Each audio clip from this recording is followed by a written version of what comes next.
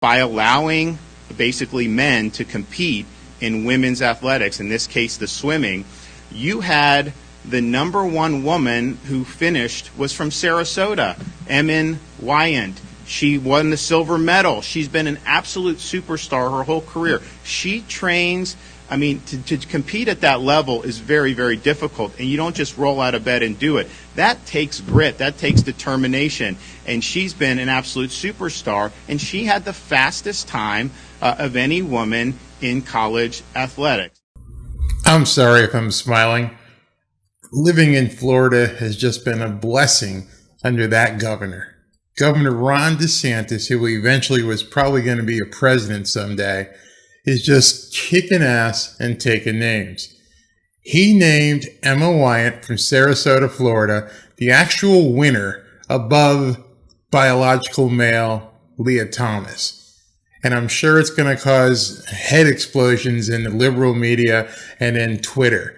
But we don't care. I feel like smoking a cigar. I used to have a Victory cigar here during my real estate days, but smoking a cigar saying, yes, that's my man. That's my man, Ron DeSantis. Couldn't ask for a better leader right now. He's led us through COVID. We've been a free state for a long time. We're not wearing masks. Businesses have been open. Tourism is flocking down here, even from some of those liberal politicians that don't like Florida. Or actually, they say they don't like Florida. Then they all end up showing up down here. But this is a sports channel, so we're going to talk about Emma Weyant, and she is the actual winner if people still had sanity these days.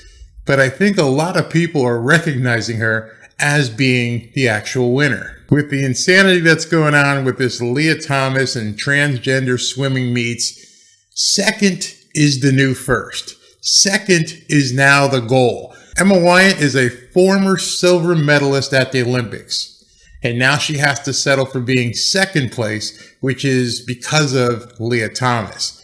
Nobody should be recognizing Lia Thomas as the winner. So here's Ron DeSantis in his full glory, that whole speech. It's only about 2 minutes long, but you got to check it out. Last year, we signed a bill to ensure fairness in women's athletics. We thought it was very important that young girls and women athletes in the state of Florida had the ability to work hard, to realize their dreams, and to compete fairly, whether it's in swimming, whether it's in track and field, you name it. And that's something that was really meaningful to a lot of people in Florida, particularly people like me who are parents of young girls.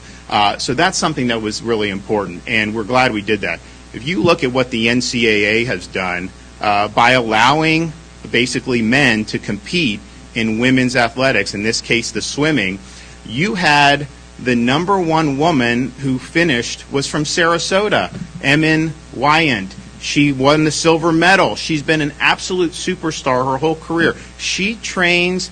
I mean, to compete at that level is very, very difficult, and you don't just roll out of bed and do it. That takes grit. That takes determination, and she's been an absolute superstar, and she had the fastest time of any woman in college athletics. Now, the NCAA is basically taking efforts to destroy women's athletics. They're trying to undermine the integrity of the competition, and they're crowning somebody else the women's champion. And we think that's wrong. And so in Florida, I'm going to be later today, because this is a Floridian who I think deserves to be recognized. We're going to be doing a proclamation saying that Emma is the best female swimmer in the 500-meter freestyle, because she earned that. And we need to stop allowing organizations like the NCAA to perpetuate frauds on the public. And that's exactly what they're doing. They are putting ideology ahead of opportunity for women athletes,